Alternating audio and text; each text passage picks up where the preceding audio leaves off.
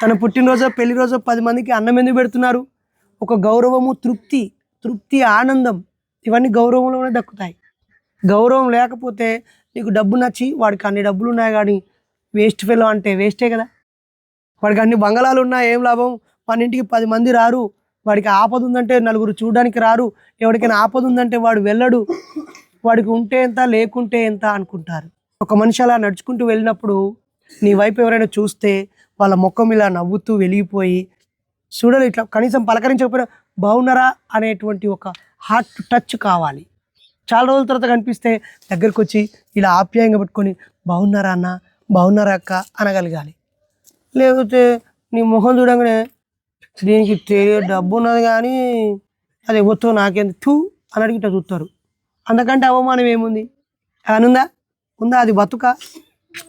అదేం కాదు కదా. కాబట్టి మనకేం కావాలి? జ్ఞానం, గౌరవం, డబ్బు. ఈ 3 మన దగ్గర లేకుండా చేశారు వేల సంవత్సరాలు. ఈ జ్ఞానమేమో కేవలము ఫలానా కులం వాళ్ళు మాత్రమే చదవాలి అని మనుధర్మ శాస్త్రంలో రాసుకున్నారు, వేదాలలో రాసుకున్నారు. బ్రాహ్మణ సోదరులే పుస్తకాలు చదవాలి, వాళ్ళే గ్రంథాలు రాయాలి, వాళ్ళే చదువు చెప్పాలి. అధ్యయనం, అధ్యాపనం బ్రాహ్మణ వృత్తి అని రాసుకున్నారు. మన వాళ్ళకి చదువు చెప్పలేదు, నిజం. తర్వాత డబ్బు, ఇది కోమటి వాళ్ళకే, వైశ్యులకే అని చెప్పి వాళ్ళకే వ్యాపారాలు, వేరే వాళ్ళు ముట్టుకోకూడదు అని చెప్పారు. వాళ్ళే డబ్బు. గౌరవం, రాజులు, పండితులు, కవులు వాళ్ళకే, వాళ్ళే మళ్ళా రాజులు వాళ్ళు క్షత్రియులు. సో వాళ్ళకే గౌరవం. ఇట్లా రాజు వస్తున్నాడు, రాజాది రాజ, రాజ మార్తాండ, రాజ గంభీర అని చెప్పి ఆయనకే గౌరవం, ఆయనకే పోలు.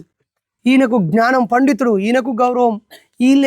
వీళ్ళే ఉన్నారు మనల్ని అంటరాని వాళ్ళుగా, చదువుకోకూడదని, భూమి కలిగి ఉండొద్దని, మంచి బట్టలు వేసుకోవద్దని అనేక ఆంక్షలు విధించి మనల్ని బుచ్చగాలుగా మార్చేశారు.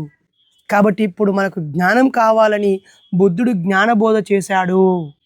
మహాత్మా పూలే మనం ఇలా వెనుకుండడానికి కారణము కర్మ సిద్ధాంతము, మూఢనమ్మకాలు, పిచ్చి నమ్మకాలు, అందరం సమానం, జ్ఞానం వైపు వెళ్ళండి అని ఆయన మార్గం వేశాడు. బాబాసాహెబ్ అంబేద్కర్ జ్ఞానాన్ని, గౌరవాన్ని నేను సంపాదించి చూపిస్తానని అనేక చదువులు చదివి ఆయన ప్రముఖుడిగా మారిపోయాడు.